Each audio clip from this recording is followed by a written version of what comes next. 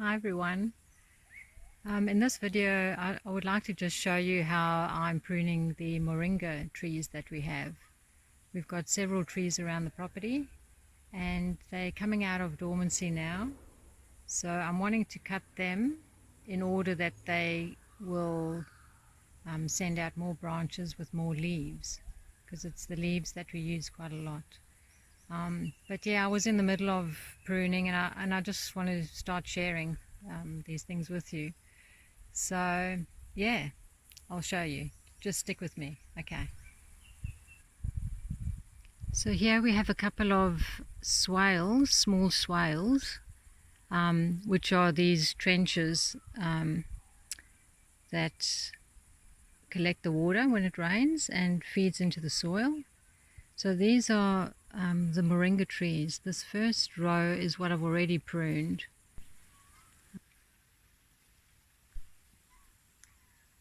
Hi, I just want to show you how I prune the moringa tree.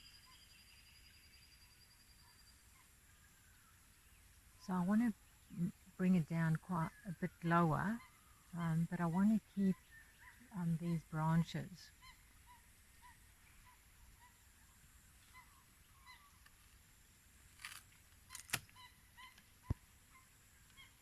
Now what I'd like to show you is how soft the wood is. I don't know if you'll be able to see, but yeah. These are the original moringa trees. We've had them about 6 years. The two that are at the end of each bund were from cuttings when I attended a workshop at the Yandina Community Gardens with Elizabeth Faconia.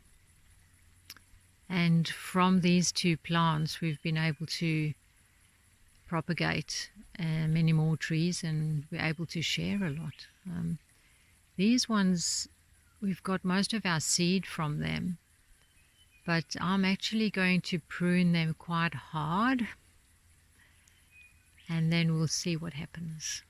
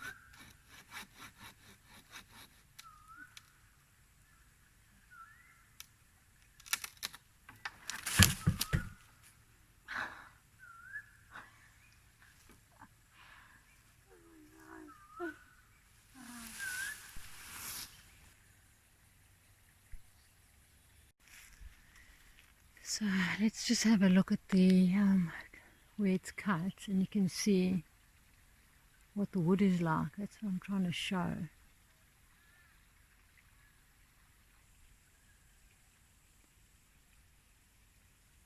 Yeah, so once I'm finished pruning all these trees, I'm going to get the tree paste, and then I'm going to put tree paste on it.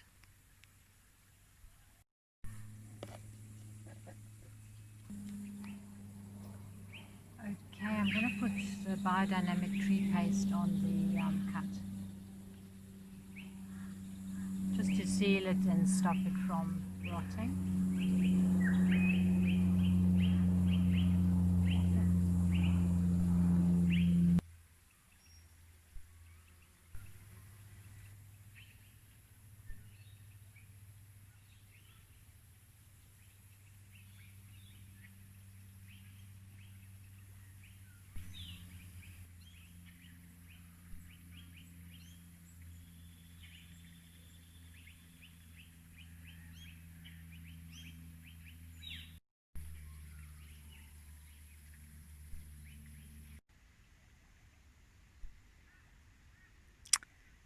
That's our pomegranate tree flowering for the first time.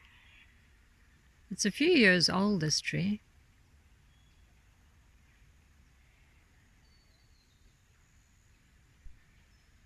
So these moringas were pruned yesterday, and yeah, we'll see how they grow this season.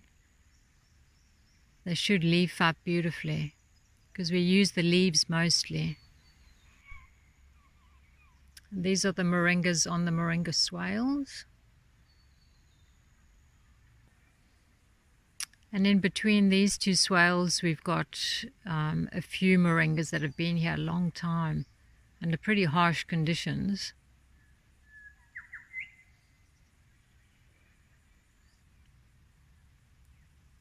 They have really big, strong root systems.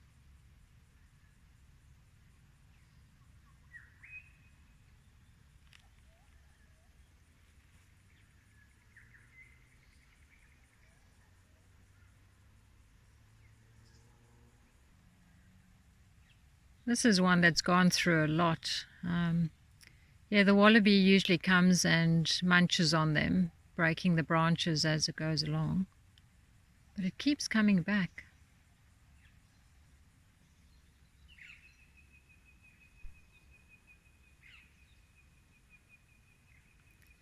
This one's actually growing in the overflow of the swale. So when we have floods and that, the water comes through here. So you can see its roots exposed. They look a bit like cassava roots.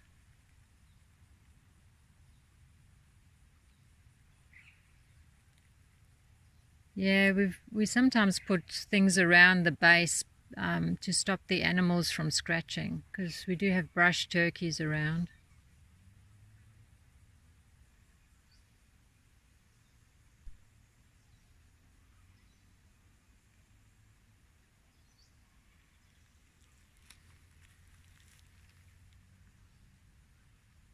We put tree paste around the base of some of these just to support them.